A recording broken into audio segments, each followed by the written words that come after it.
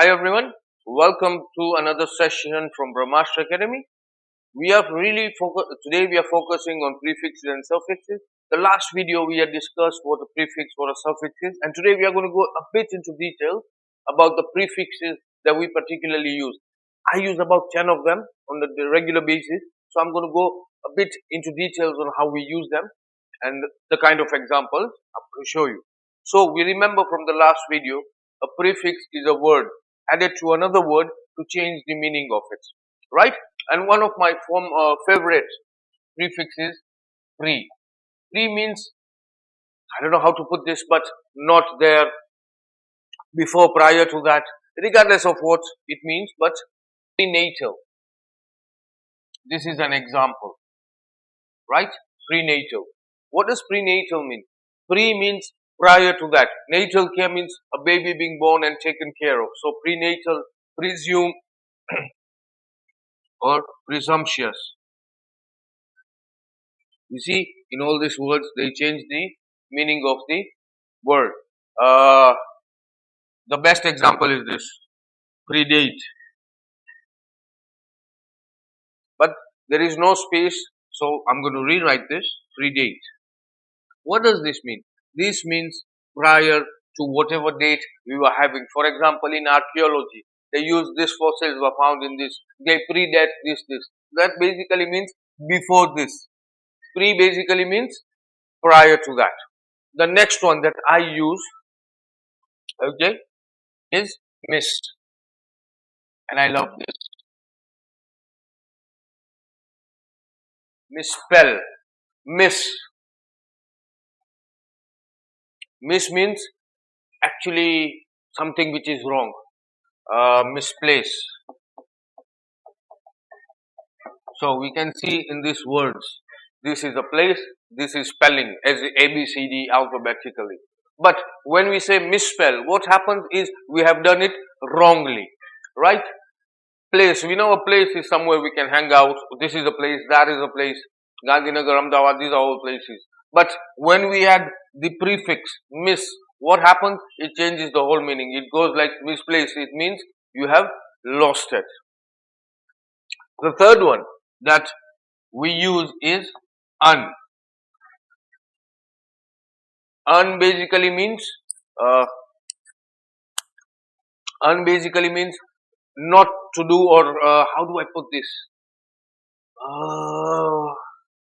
It is not that simple to explain it in English, but for example, I use it as not, the opposite, right? I use not as in the opposite sense. What I mean by this is necessary. An example is this, necessary. That means it is compulsory. But if I add un to it, it becomes unnecessary. So basically, un changes the whole meaning again to not. Basically, the whole word itself describes the word unnecessary. So whenever we add the prefix un, it changes the whole thing into something which is not compulsory. Okay.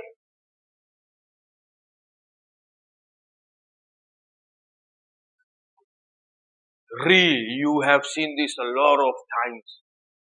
Okay. Here we go. I love this word. Why? I order a lot of pizzas. When I open the app, I just go like order and then go back to the order, then say, type in reorder, or I push the button reorder. Basically means do it again and again. Redo this, reorder this, redo. Right? You have even seen this. Maybe one of your teachers or your college professors have told you, redo your work, redo your program, redo your project, I think. Yep. So, means to do it again and again. Ouch. Okay. The next one is inter. Inter means between this and that. Now, you have come across this. Here is a good example. Right. So we all know what a connection is. It's joining two things. But when it comes to interconnection, what does that mean? That means basically a connection within a connection within a connection. So two connections and two more connections. They become interconnections. Are we on the, I hope we are going, I hope I'm not going too fast today. I don't know. I just love prefixes and suffixes. I may be going too fast. But as at the end of the video, I always say, please hold on. First we finish this video, you can comment on the YouTube video that you see the link below, and we will help you out.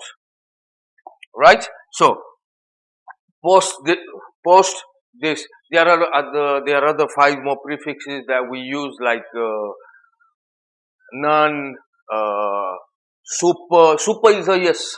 Super is another prefix. We use sub. We use anti. So let us go with this. Super. What does super mean? We all know this. We know this guy knows it. Shaktiman. You have heard of this guy. When I was a kid, I used to watch a lot of his movies. But Shakti is a man. So, Superman. Now, do you see this is a prefix. So, a man who has become super. So, that becomes Superman. What example else? What can we use? Superficial. That means what? Superficial basically means just on top, a graze, just something which has passed by or something of that sort. Last but not least, the two of not so favorite is sub. I mean, how many of you don't eat out? Even if you don't eat out, you have heard of this thing known as a subway, or as we call it, sub. Let's go have a sub. But basically, what does sub mean? Sub means something par or under, something underneath. So, as we can see the word subway, if we put it this way, we know the word way means a road or a direction that we are going to. But now, when we have the word subway, what does that become? Something which is underground. We have submarine. Marine, as we know, it is the life that lives underwater. But when we add sub to it, what does it become? Submarine. Now that is a vehicle that is used by the military of various countries to transport their military personnel and all that. Right? Last but not least, anti. Anti means what? Against or on the opposite side of it. The anti-terrorist squad. We know what a terrorist is. Kaboom! The guy who goes kaboom. But then, there are people who fight these people. They are known as anti-terrorists. Right? So we know, anti means against. Anticipate. We anticipate something. We anticipate something. But when it does not happen, so that goes anti. Another example is what?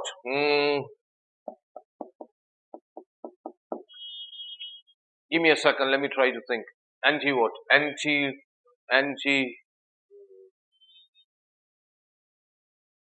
I can't think of something, I'm sorry, I think I've just moved on too fast. But basically, what we have done today is seen one of the most commonly used prefixes that we use in the English language. And as I said in the middle of the video, I'm also human. Sometimes I think I'm moving just too fast. But do not worry at all. We are here for you. If you have any doubts, again, please feel free to comment on our videos. And please make suggestions on how to improve our videos, maybe improve the topics that we are talking about. We are here for you. You see, the goal of this video is to make you a better person at speaking English. You see, English is not hard as you think. We always say this, practice makes you perfect, right? And if you still have doubts, please feel free to comment on the video. And if you still do not receive, let's say, satisfactory messages or satisfactory answer, please feel free to come to us, visit us physically. We are located at the 4th floor of Megmalhar Complex, Sector 11, Gandhinagar, Gujarat. Below we have given you the numbers of our classes. Please do feel free to come to us. And if you don't, you can write a comment. We will get back to you as soon as possible. Until then, I hope to see some improvements in your English, and adios till then. Thank you.